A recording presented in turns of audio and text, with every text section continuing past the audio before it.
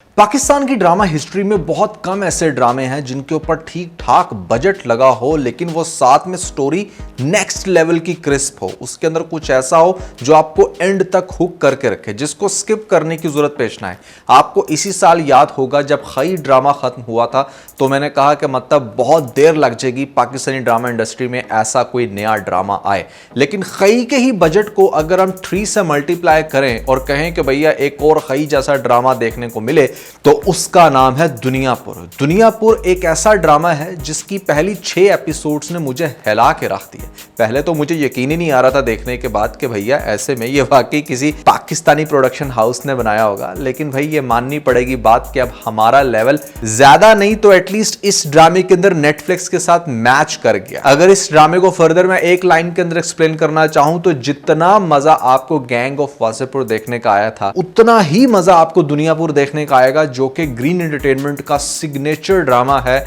और आज के इस वीडियो में हम लोग डिस्कस करने वाले हैं कि अब तक की स्टोरी के अंदर ऑब्वियसली मैं सारी चीज़ों तो एक्सप्लेन नहीं कर पाऊंगा, लेकिन एक ओवरव्यू देने के साथ साथ नेक्स्ट एपिसोड में क्या होगा इन सभी क्वेश्चंस के आंसर हम रिजॉल्व करने वाले हैं। तो उससे पहले अगर आप लोगों ने मिस्टर नुमान चैनल को सब्सक्राइब नहीं किया तो जल्दी से कर लें, क्योंकि आप में से 100 लोगों को हम पीके लग्जरीज की तरफ से free of cost luxury gift दे रहे हैं। PK Luxus. We don't sell crap. तो सबसे पहले भाई इस ड्रामे के अंदर मतलब वही टिपिकल दुश्मनियां ही हैं, लेकिन उनको कितने अच्छे से एग्जीक्यूट किया जाता है ये बात समझने वाली होती है। क्योंकि जेंटलमैन के अंदर भी कहने को था तो कुछ इस तरह का ही क्रक्स, लेकिन वो देखने का मजा नहीं आ रहा था। और भी बहुत सारे ऐसे ड्रामे गुजरे हैं, ऐसा नहीं है कि दुश्मनियों के ऊपर पाकिस्तान में ड्रामे नहीं बनते, बहुत बनते हैं, लेकिन चंद एक होते हैं जो हमें बहुत ज्यादा इंटरेस्टिंग लगते हैं, जिसमें खई सरे फरिश्ता और उसके बाद अब आपको ये ड्रामा देखने को मिलेगा। खुशहाल खान इसके अंदर है, जो कि पहली 5 एपिसोड के अंदर मान लो कि उनका कोई इतना विजिबल रोल नहीं है, लेकिन आगे से पूरा ड्रामा ही उनके ऊपर चलने वाला है। शामिर इनका नाम है, साथ में हमें अना का कैरेक्टर प्ले करती हुई नजर आएंगी रमशा खान,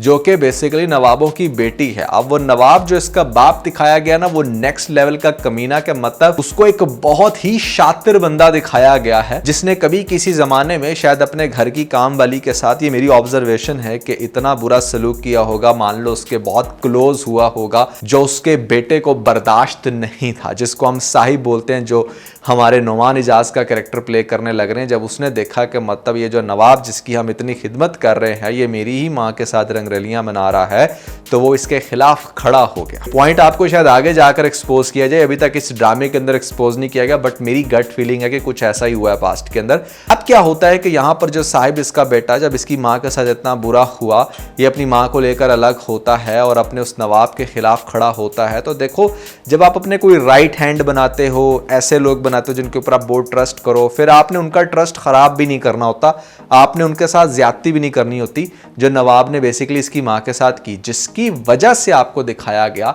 कि यहाँ पर फिर साहिब ऐसा खड़ा हुआ कि उसने पूरा दुनियापुर अपने कंट्रोल में लिया, अपने बच्चों को किया, जिसमें एक तो खैर बहुत ही एजुकेटेड अच्छी पर्सनालिटी रखने वाला शामिर था, और दूसरा जो था यहाँ पर अब उसका भी खात्मा हो चुका है। मैंने काफ़ी लेट रिव्यू स्टार्ट किया, अदरवाइज उसका कैरेक्टर भी काफ़ी मज़े का था, जिसका नाम था भैया यहाँ पर नयाब। नयाब मारा जाता है, साथ में मारा जाता है उस नवाब का बेटा जिसका नाम फरहाद था। तो यहाँ पर ज़्यादा दिमाग ख़राब करने वाले या स्टोरी के अंदर शायद बकवास सेंस पैदा करते वो पहले ही मर गए। अब यहाँ पर स्टोरी इंटरेस्टिंग आगे से इसलिए होगी क्योंकि वो दोनों पढ़े लिखे अब सामने आ चुके हैं, गद्दियां संभाल चुके हैं। उन्होंने एक्चुअली में दुनियापुर छोड़कर जाना था, जैसे कि अना वो भी चाहती थी कि मतलब इस सारे एरिया को छोड़कर वो जाए, कहीं बाहर पड़े, उसको ये खून खराबा पसंद नहीं है। अब दूसरी तरफ यहाँ पर जो शामिर है वो भी कुछ इस तरह की पर्सनैलिटी रखता था, बट दोनों का एक ऐसा इमोशनल कनेक्शन बना दिया गया दुनियापुर के साथ कि अब वो मजबूर हैं अपनी अपनी गद्दियां संभालने के लिए और अपनी अपनी फौजों को यहाँ पर उन्होंने लाइन अप करना है।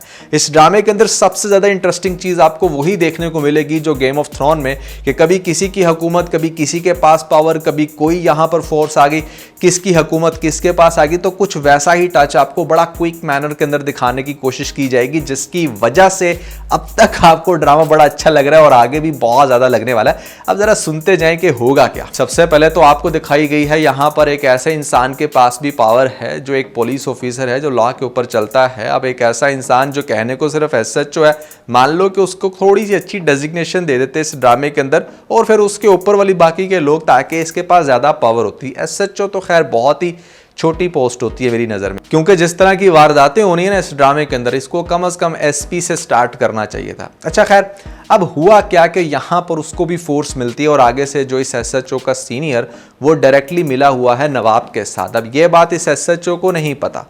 जिसका कैरेक्टर समी खान प्ले करने लग रहे हैं। बहुत ही सीनियर एक्टर है, मेरे ख्याल से काफ़ी डाउन लेवल का रोल लग रहा है अब तक तो, लेकिन आगे हो सकता है कि इनका भी स्टोरी के अंदर अच्छा खासा चंक हो, क्योंकि मेन पोस्टर के अंदर तो हमने हमारे खुशहाल को भी देखा जो कि 6ठी एपिसोड में जाकर ज़्यादा विजिबल हो रहा है, तो कुछ भी हो सकता है। खैर, अच्छा होगा क्या कि इस एसएचओ ने यहाँ पर किडनैप कह रहा हूँ, अरेस्ट करके रखा है उस साहिब को। इसकी इस पूरे इलाके में काफ़ी रिस्पेक्ट है। मतलब मान लो कि जब ये लोग किसी बादशाहत के अंडर होते हैं ना, तो उनको बहुत अच्छे से पता होता है कि कोई गुलाम भी अगर कहीं भी बगावत करके निकला था तो उसके पीछे क्या रीज़न होगी। तो इसकी समहाउ लोग रिस्पेक्ट बहुत करते हैं, और इसको भी इतना अच्छा पता नहीं है कि बेसिकली क्यों लोग इसकी इतनी रिस्पेक्ट करते हैं। अब इस साहिब से जो सबसे बड़ी गलती हुई है ना हाल ही में, वो ये कि इसने अपने ही राइट हैंड के बच्चे को किसी सुनी सुनाई बात के ऊपर फौरन से मार दिया। अब वो राइट हैंड है ना यहाँ पर, जिसका नाम शामिर है, वो जो गंजा बंदा दिखाया गया, मुझे पर्सनली लगता है कि उसके कैरेक्टर के अंदर काफ़ी कुछ है। जैसे लेट्स से कि अब इसको जब पुलिस लेकर जाएगी अदालत, तो उस टाइम शायद ये पुलिस के ऊपर अटैक करे। मतलब दिखाया तो यही गया ना कि इसको नवाब की तरफ से सवारी मिली है, या नवाब ने उसको ये कहा है कि ठीक है भैया मार दो यहाँ पर साहिब को अपने, लेकिन शामिर हो सकता है या उसका निशाना चौक जाए, या फिर ऐसे में वो जानबूझकर वहाँ पर वार करे कि जहाँ पर एक्चुअली में कुशन मिले हमारे साहिब को जेल से भागने का। ये मेरी एक अजम्पशन है, लेकिन लेट्स सी क्या होता है। इसके अंदर जो सबसे ज़्यादा इंटरेस्टिंग बात है ना, वो ये कि यहाँ पर जब नेक्स्ट एपिसोड में भी हमारे शामिर को पुलिस वाले नहीं मिलने दे रहे थे इस साहिब से, तो आगे से वो जो एसएचओ है वो उसको कहता है कि बेहतर ये है कि तुम यहाँ से निकलो, लेकिन वो फुल रेजिस्ट करके बाप से मिलने में कामयाब हो जाएगा। बाप उसको ये कहेगा कि तुम्हें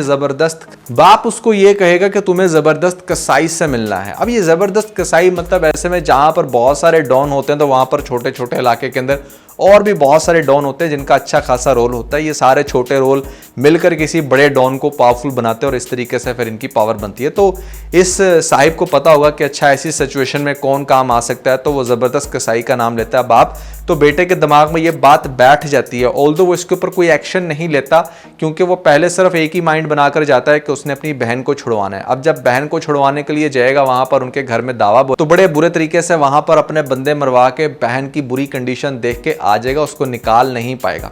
अब ऐसी कंडीशन में जब बहन को वहां से निकाल नहीं पाया, बाप जेल के अंदर है, और ख़ास तौर पे ये इतना क्रिटिकल मामला बना हुआ है, माँ जो है इसकी दादी वो भी ये कह रही कि बेटा तुम कुछ भी कर सकते हो। तो जो इसकी अपनी माँ है ना शामिर की, वो कहती है कि तुम्हें नहीं इन चक्करों में पड़ना चाहिए, क्योंकि हम ऑलरेडी अपना सारा ख़ानदान खो चुके हैं। लेकिन चूंकि उसने वो ज़िल्लत देखी होती है अपनी बहन की, वहाँ पर जब उसको उस नवाब के दलदल से निकालना चाहता था, हार कर आया है, तो अब ये चीज़ उसके अंदर आग की तरह पल रही है। अगली एपिसोड के अंदर मुझे लगता है कि किसी तरीके से, चूंकि वो जो वहाँ पर आना है उसको निकलने का भी बड़ा शौक है घर से, तो किसी तरह से ये जो शामिर है अपने बंदों के साथ मिलकर उसको किसी ऐसे पॉइंट पर लाकर गन होवर करेगा और कहेगा कि मेरी बहन को छोड़ दो वरना तुम्हें ख़त्म कर दूंगा। एक यही तरीका है। तो वो तो ऑलरेडी छोड़ना चाहती, क्योंकि उसे भी पता है कि उसकी वो जो बहन है, वो जो उसके बाप के निकाह में, वो बड़ा गलत है। तो अना बीइंग पढ़ी लिखी लड़की यहाँ पर वो स्टूपिड एक्शन नहीं लेने वाली, वो वही काम करेगी जो उसको बेहतर लगता है। और वो सबसे बेहतर क्या है कि अपने भाई की ख्वाहिश को मद्देनज़र रखते हुए उसने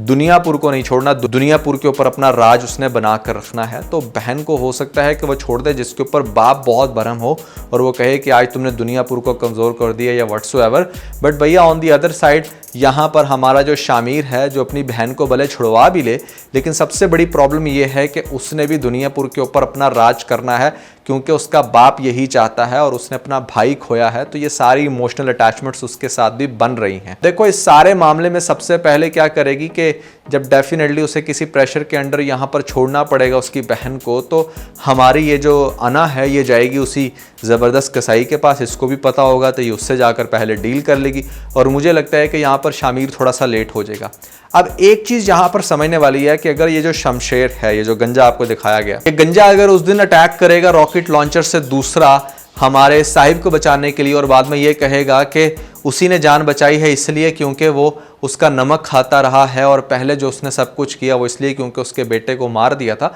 तो हो सकता है कि साहिब भी उससे माफ़ी मांगे इस वजह से कि भैया यहाँ पर डेफिनेटली जो भी है गलत तो काम किया था उसने, जिसकी वजह से ये सारा मामला ख़राब हुआ। तो पर्सनली मुझे ऐसी फीलिंग आ रही है नेक्स्ट एपिसोड में कि यहाँ पर जो शामिर होगा वो शमशेर को अपने साथ दोबारा से यूनाइट करने में कामयाब होगा, बाप को किसी तरीके से निकाल लेगा और पुलिस शायद निकालने में हेल्प खुद करे जब पुलिस के सामने ये बात आए कि बेसिकली जो मेरा सीनियर है वो मिला हुआ है नवाब के साथ, यानी कि वो दूसरे गुंडे के साथ मिला हुआ है। तो यहाँ पर हमें मामले को समझने की ज़रूरत है और ख़ास तौर पे चूंकि इसके अपने डिपार्टमेंट के सारे पुलिस अफसर जो है वो रिस्पेक्ट करते हैं उसकी, तो ये चीज़ भी उसको काफ़ी ज़्यादा ट्रिगर करेगी कि मामला क्या है। बड़ी कॉम्प्लिकेट सी स्टोरी है, बॉयज़ को बहुत पसंद आएगी। यहाँ पर ड्रामे के अंदर काफ़ी कुछ है जो आगे जाके मज़ीद थ्रिल पैदा करेगा। लेकिन एक बात मैं कहना चाहूँगा कि भैया माइंड ब्लोइंग, क्या ही कमाल की प्रोडक्शन है, कितने कमाल के इफेक्ट्स हैं, 3D का इस्तेमाल बहुत अच्छा किया गया है, VFX का इस्तेमाल बहुत अच्छा किया गया है और ख़ास तौर पे डायरेक्शन और ओवरऑल जो स्टोरी है उसको भी सही क्रिस्प रखा गया।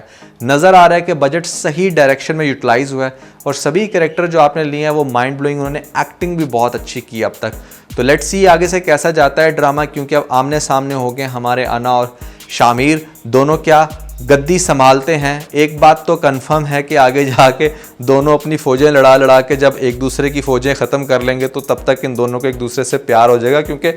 बहुत जगह पर इनका इंटरेक्शन होगा और फिर ग्रेजुअली ये स्टोरी ख़त्म तो उसी पॉइंट पे होने वाली जहाँ पर ये दोनों शादी कर लेंगे। लेकिन इससे पहले अभी बहुत कुछ होगा जिसको हमने डेफिनेटली डिस्कस करना है। So that was everything about this drama. कैसा लगा आपको दुनियापुर, कैसा लग रहा है कॉमेंट्स में बताइएगा और ख़ास तौर पर क्या इसके ऊपर कंटिन्यू रिव्यू करने चाहिए। Are you guys excited to see further discussion on that, ये भी आप लोगों ने मुझे कमेंट्स में बताना। और इसके अलावा अगर आप लोगों ने हमारा लेटेस्ट व्लॉग नहीं देखा तो ऊपर आपको लिंक मिल जाएगा, जल्दी से लिंक पे क्लिक करके वीडियो देख के अपना फीडबैक मुझे ज़रूर दीजिएगा।